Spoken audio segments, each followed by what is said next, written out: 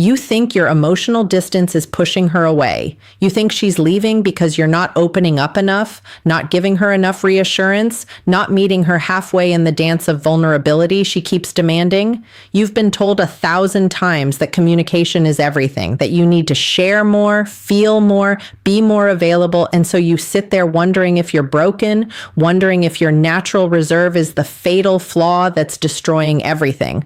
But here's what no one is telling you. She's not upset because you're emotionally distant. She's upset because your emotional distance exposes something in her she doesn't want to face.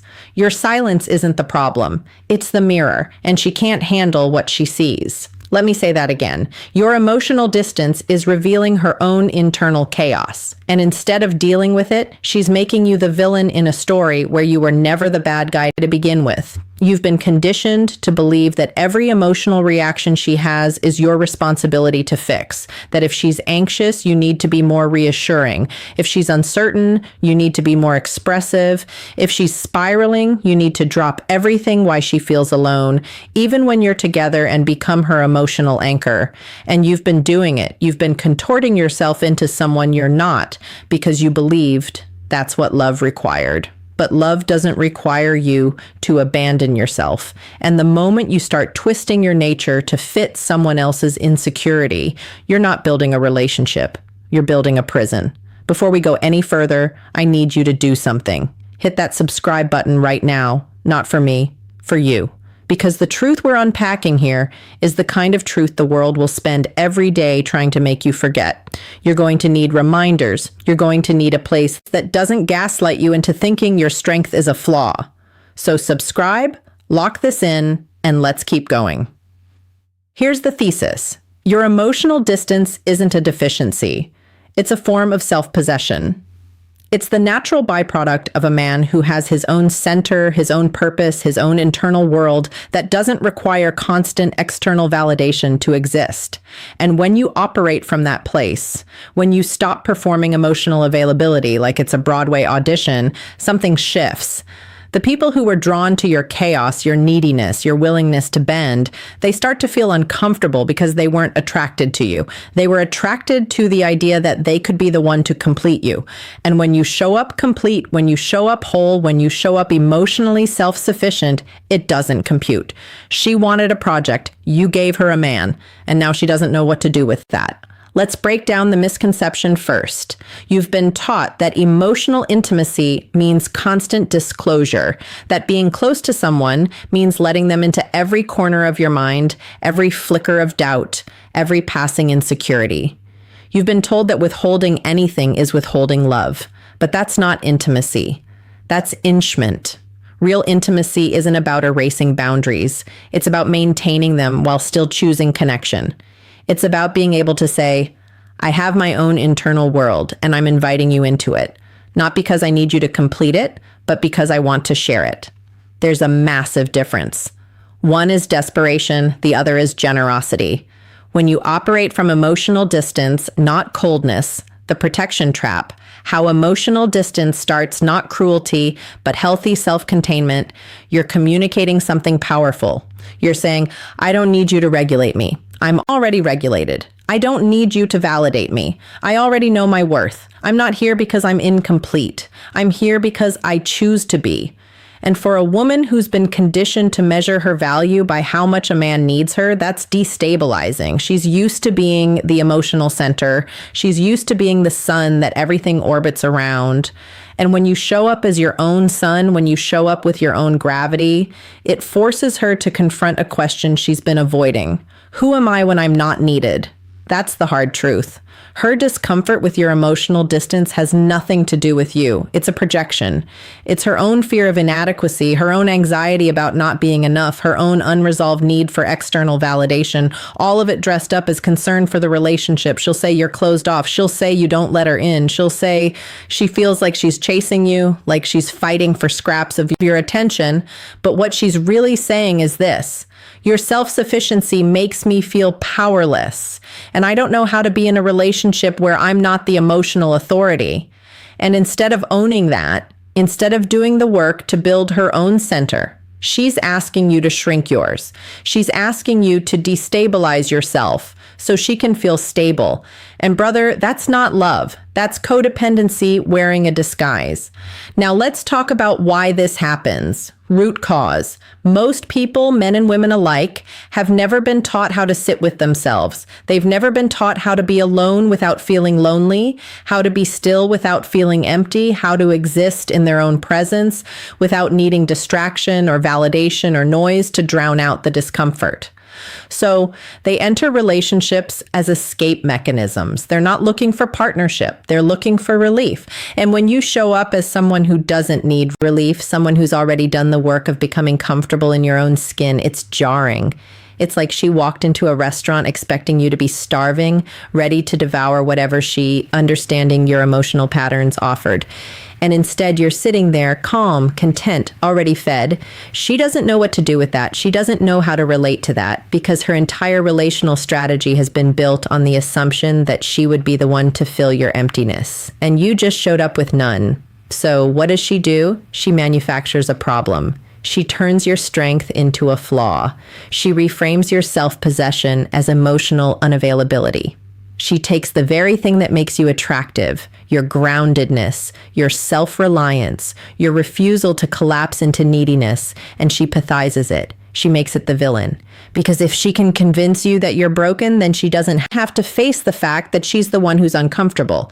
If she can convince you that your distance is the problem, then she doesn't have to do the hard work of building her own emotional infrastructure. And here's the kicker. If you believe her, if you internalize that narrative, if you start performing emotional availability just to ease her anxiety, you'll lose yourself.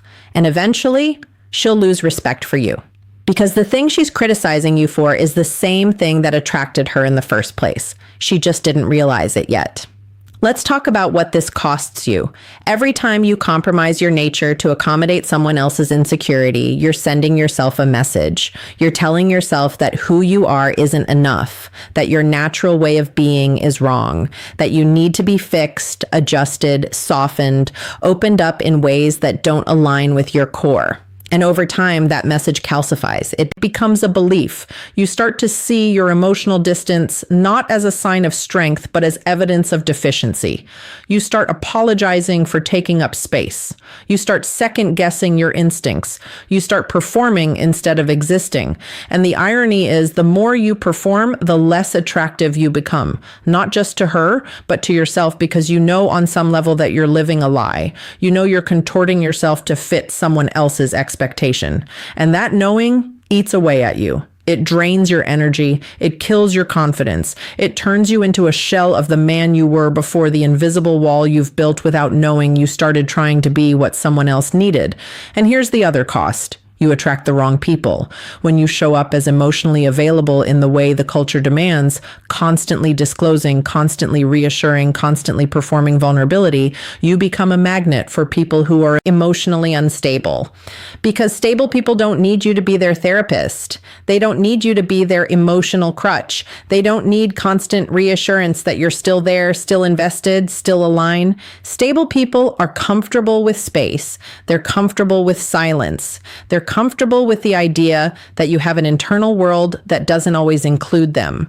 But unstable people, they need the performance. They need the constant contact, the constant validation, the constant proof that they matter. And if you're giving that, you're not building a relationship. You're enabling a dependency. And that dependency will suffocate everything good that could have been. So let's reframe. Your emotional distance isn't a bug. It's a feature. It's the filtering mechanism that separates the people who can handle a whole man from the people who only want a broken one they can fix. When you show up self-contained, when you show up with boundaries, when you show up with a life and a purpose and an identity that exists independent of the relationship, you're doing something radical. You're refusing to participate in the performance. You're refusing to play the game where your worth is measured by how much you need her. And yes, that's going to make some people uncomfortable. It's going to trigger some people. It's going to cause some people to walk away. But those are exactly the people you don't want, because the person who can handle your emotional distance, the person who respects it, the person who sees it as a sign of health rather than a flaw, that's the person worth building with. Let me paint you a picture. The man who embodies this doesn't chase. He doesn't perform. He doesn't contort himself to fit someone else's narrative of what he should be. He wakes up every day with a purpose that exists outside of the relationship. He has goals, projects, missions, things that matter to him that have nothing to do with whether or not she's happy. He's present when he's with vulnerability is not weakness, redefining masculine strength. Her, fully there, engaged, attentive, but he's not available on demand. He's not at her beck and call. He's not dropping everything every time she has a feeling she doesn't know how to process. He's kind. He's respectful. He's even loving, but he's not a servant. He's not a savior. He's not the solution to her unresolved issues. He's a man with his own center, his own gravity, his own life. And he invites her into that life, but he doesn't sacrifice it for her. He doesn't shrink it. He doesn't apologize for it. And because of that, because he maintains that self-respect, he's magnetic. Not in a manipulative way, not in a game-playing way, but in the way that all people with integrity are magnetic because he's real. He's solid. He's not performing. He's just existing in his own truth. And that truth is attractive. Not to everyone, but to the right person, it's everything.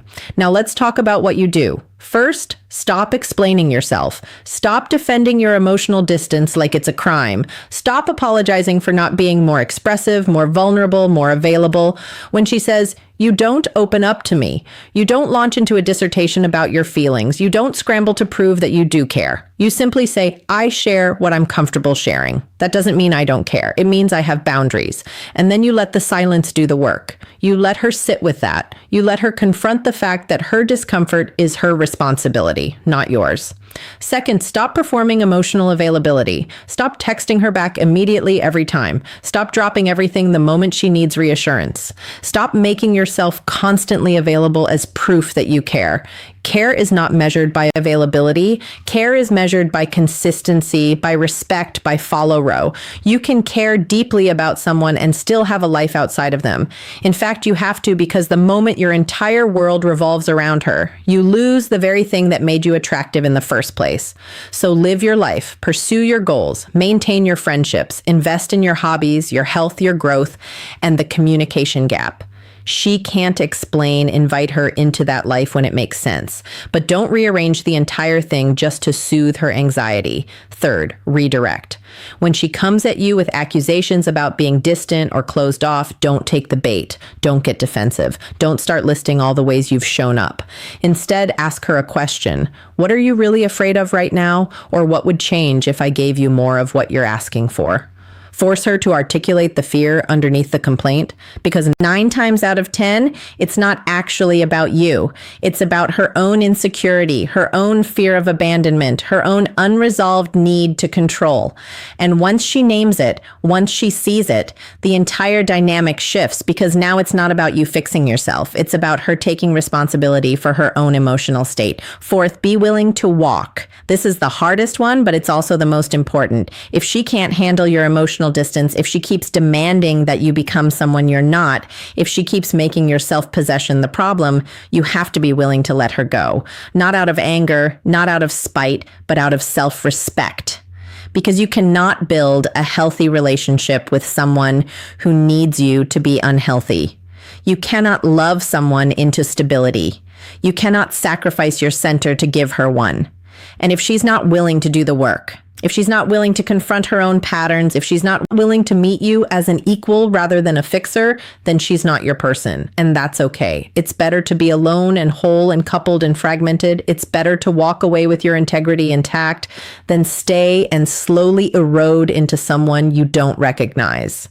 Here's what you need to understand. You are not the problem. Your emotional distance is not a deficiency. It's not something that needs to be cured or softened or apologized for.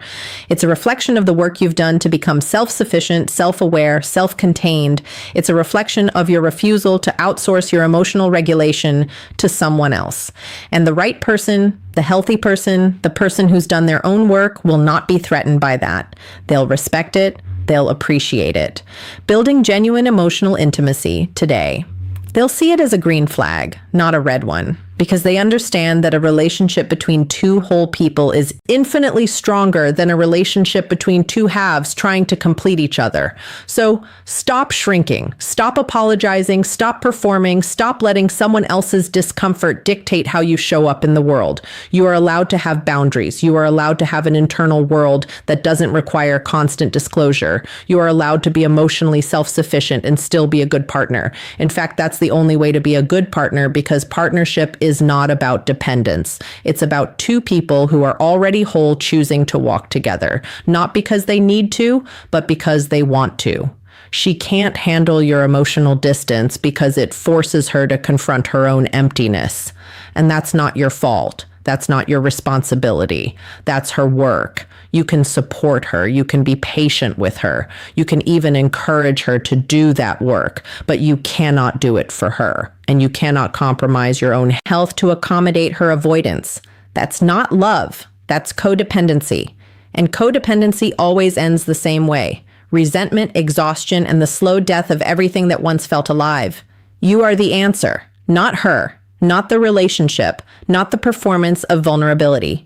You, your strength, your final message, your call to action, self-respect, your refusal to collapse into someone else's need. That's the foundation. That's the bedrock. That's the thing that everything else is built on.